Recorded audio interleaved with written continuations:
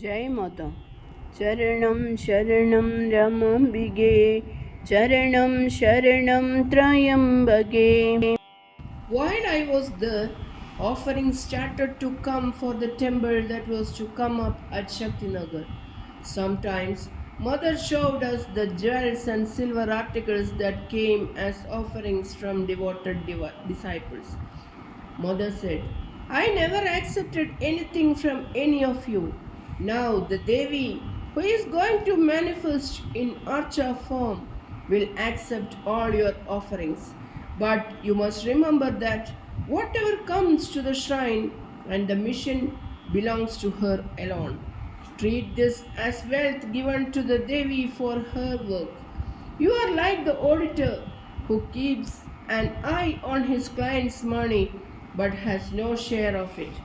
There must be such integrity in handling God's possessions that not even a single paisa should be unaccounted.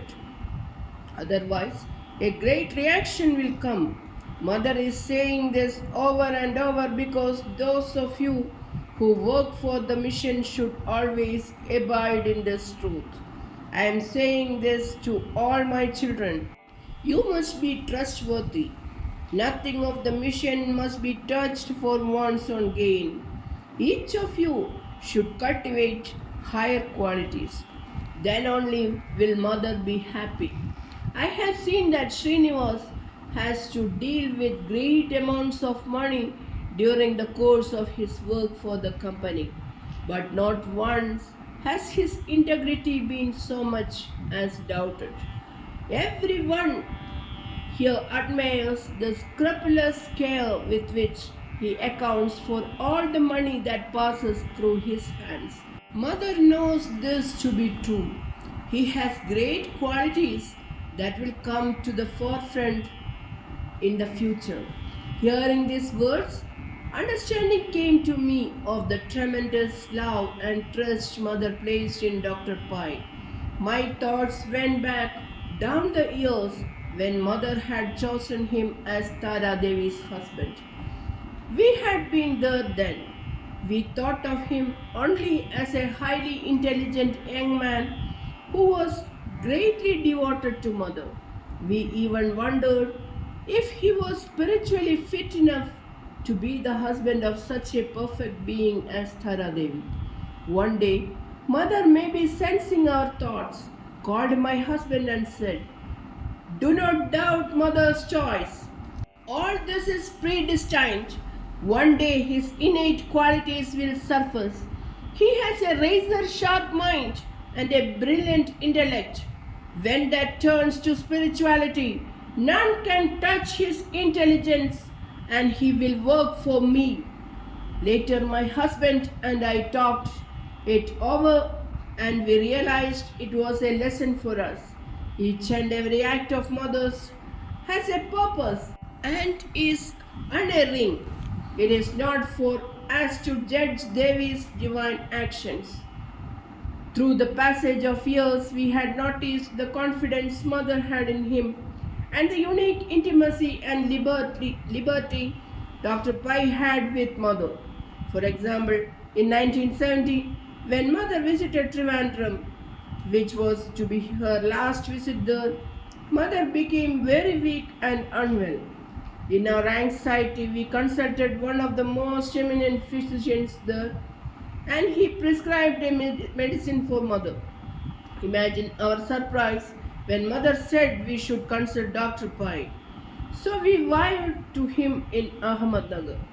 Only after getting his opinion would she take the medicine.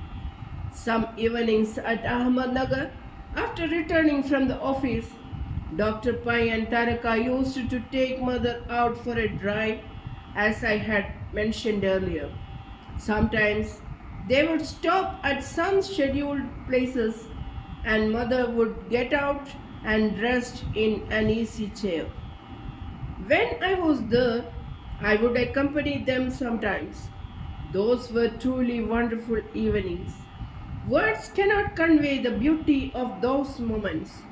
Each evening was different and Mother's power varied too. Sometimes she would be absorbed in silence. At other times, she would expound on spiritual truths.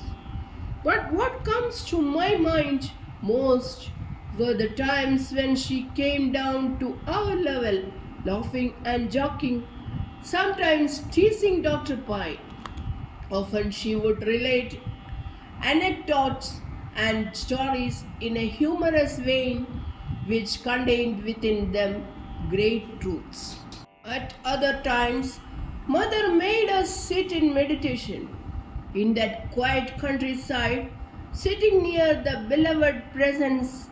Meditation acquired a deeper significance.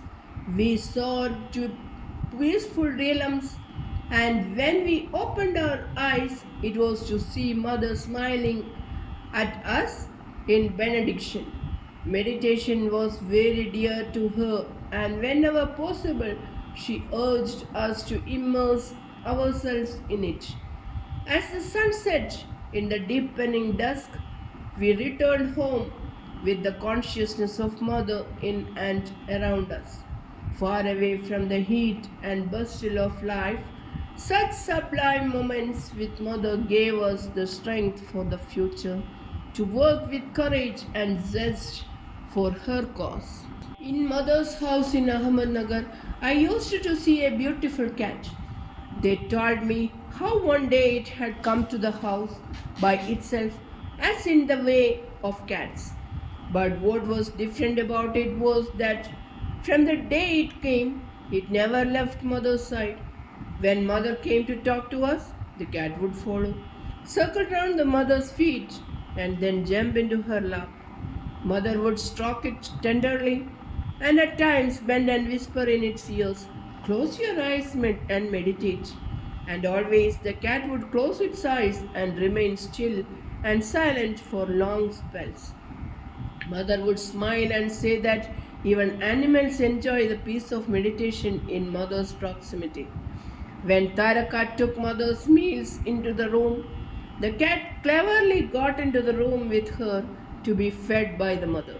I often thought this lovely cat must be a pure soul come there to be blessed by the closeness and caressing love of Mother. Once, a few years earlier, I had gone to Ahmednagar with my husband and reached there on a Thursday. Thursday was Mother's day of silence, and the cat was wandering here and there, restless because it could not be with Mother. In that old house, the ceiling was very high and all the windows were closed on Thursdays as Mother wandered solitude. However, such was the intensity of the cat that it went onto the roof and finding a half-open ventilator, jumped into the room.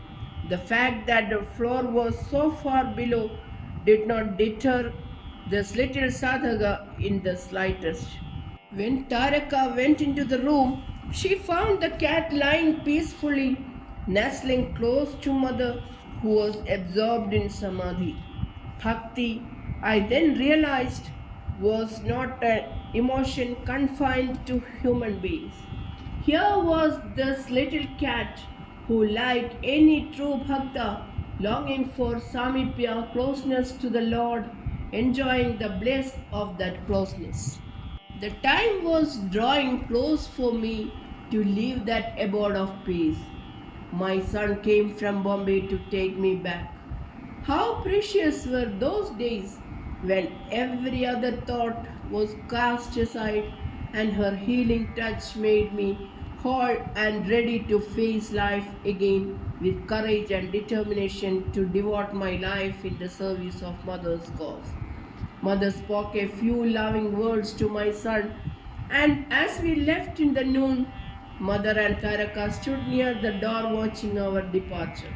As we left, I turned back for another last look and saw her smiling face and the hands raised in blessing. Charanam Sharanam Ramambige, Charanam Sharanam Trayambage. Jai Mata.